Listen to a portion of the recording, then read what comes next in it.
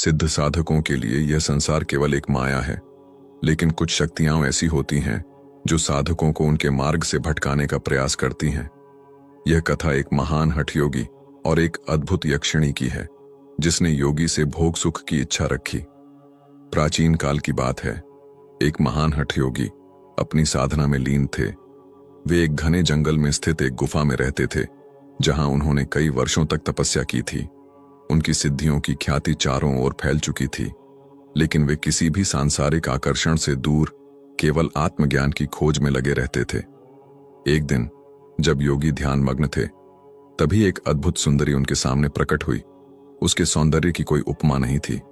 बड़ी बड़ी मृगनयनी आंखें, सुकोमल शरीर और रूप ऐसा कि कोई भी उसे देखकर मोहित हो जाए। यह कोई सामान्य स्त्री नहीं थी, बल्कि एक यक्षिणी थी। यक्षिणी ने योगी को प्रणाम किया और मधुर स्वर में बोली, हे महायोगी, मैं तुम्हारे रूप और तप से मोहित हूं। मैं चाहती हूं कि तुम मेरे साथ कुछ समय व्यतीत करो। मैं तुम्हें अपार सुख और ऐश्वर्य प्रदान कर सकती हूं। योगी ने उसकी बातों पर ध्यान नहीं दिया और अपनी साधना में लीन रहे। लेकिन यक्षिणी इतनी आसानी से हार मानने वाली नहीं थी। वह बार बार उनके समीप आई, उन्हें बहकाने के प्रयास किए, लेकिन योगी का संयम अडिग रहा। जब प्रेम और अनुरोध से योगी पर कोई प्रभाव नहीं पड़ा, तो यक्षिणी ने छल का सहारा लिया।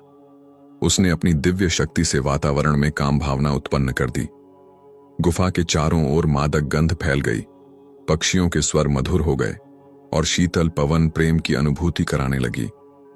एक क्षण के लिए योगी विचलित हुए, लेकिन उन्होंने तुरंत अपनी चेतना को संभाला और यक्षिणी से बोले, हे यक्षिणी, तुम्हारी माया अत्यंत शक्तिशाली है, लेकिन मेरी साधना उससे भी अधिक दृढ़ है।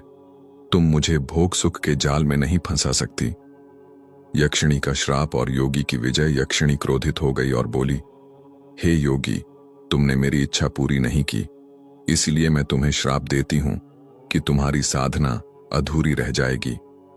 लेकिन योगी मुस्कुराए और बोले, मेरा तप मुझसे कोई नहीं छीन सकता। तुम्हारे मोह का बंधन मुझे बांध नहीं सकता। यह कहकर उन्होंने अपने तेज से यक्षिणी को परास्त कर दिया। पराजित यक्षिणी रोने लगी और अपने अपराध के लिए क्षमा मांगने लगी। योगी ने कहा, हे यक्षिणी, यदि तुम सच में पश्चाताप करना चाहती हो, तो इस मोह माया के बंधन से मुक्त होकर साधना का मार्ग अपनाओ। यक्षिणी ने उनके चरणों में सिर झुका दिया और उसी स्थान पर तपस्या में लीन हो गई। कथा का सार। यह कथा हमें सिखाती है कि भोग और आकर्षण की परीक्षा हर साधक